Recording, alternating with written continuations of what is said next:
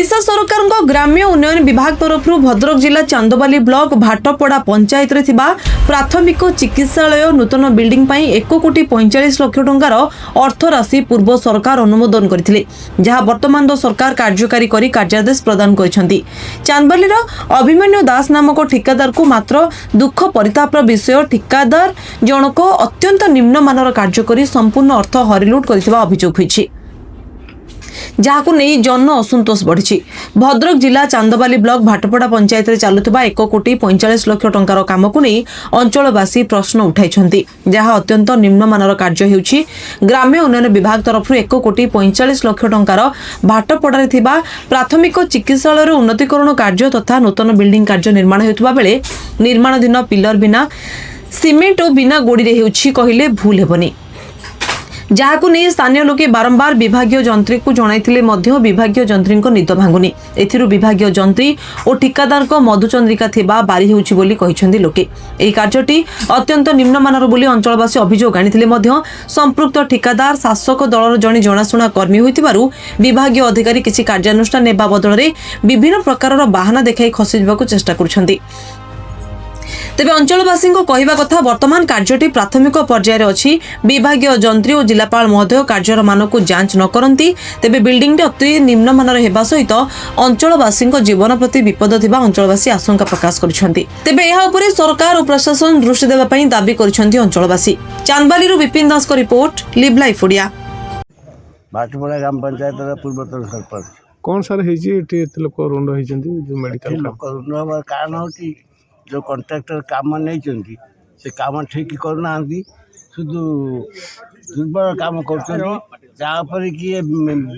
Medical building रही तैयारी करने संगे संगे भूसुड़ी बड़ काम हाथ भांगी ठीक काम करना हाथ में पिलर को भांगी दौरान पिला आसिक गुड़ी ना सीमेंट ना कि शुद्ध बाली गुड़ा कर यही कम देखुचे आम कौन सर चाहूँ बर्तमान कौन आम चाहूँ कमटा ठीक भाव में हवा दरकार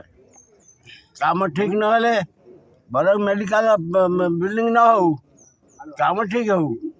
कम ठीक है मेडिकल बिल्डिंग दरकार कम ठीक ना मेडिकल बिल्डिंग कर लाभ किसी हम ना भांगी जीव सब। भाटपड़ा सर्वदलीय कमिटर जड़े आवाहक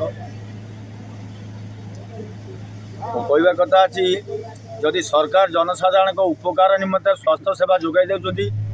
ताले स्वास्थ्य सेवा पाई जेइथिबा अटकल परिमाण 1,45 लाख टंकार कामटा ठीक विनियोग करा जाऊ एवं एटी गुटे रोड रे 25टा रिंग दबा जगार 17टा रिंग देइथिले जेई देखथिले एजो सुनिथिले से 17टा रिंग रे काम करछंती आ वर्तमान सुधा जो पिलर करा आइछि ताको हाथ रे आमे भांगिलु आज्ञा से सब खंड खंड भांगी जाउछि। अच्छा एमाने कॉन्ट्रैक्टर एवं एसडीओ जेईंकर मधुचंद्रिका रोची जे कि 1,45 लाख 45 लाख काम करी 1,00,000 को सेमाने आत्मसात करेंगे यहाँ हूँ प्रकृतर उद्देश्य ये कथा कहबे बोली भावी से मन बुली काम कर जो भली हिसाब से पिलर छिड़ा है गोटे वर्ष कि 2 वर्ष मेडिकल भूसुड़ी जदि तदंत करा आम एसडीओ महोदय जिला प्रशासनिक अधिकारी की कहूँ प्रकृत तदंत करा जाऊ आ ठीक हिसाब से भाटपड़ा नुहे ये 5टी पंचायत निर्भर कर मेडिकल उपरे काम ठीक आम नबू आ ठीक हिसाब से करा जाऊ जदि करा न जाए काम अनिर्दिष्ट काल बंद रहिबो। भाटपड़ा ग्राम पंचायत जनसाधारण कौन कहे आज जो एत सारा लोक रुंड होती काम निम्नमान रोच मेडिकल को आम जीवंत मंदिर कहले अत्युक्ति हेबनी प्रथम कथा। द्वितीय कथा हूँ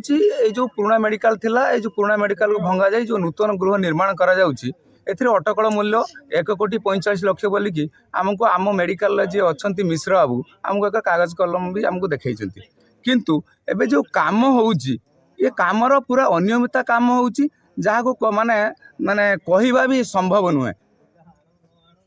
तृतीय आम एठी एसडीओ सार को जो माने जंत्री अधिकारी अच्छा एसडीओ सार को 4-5 थर फोन कलापर आम साथी बसवे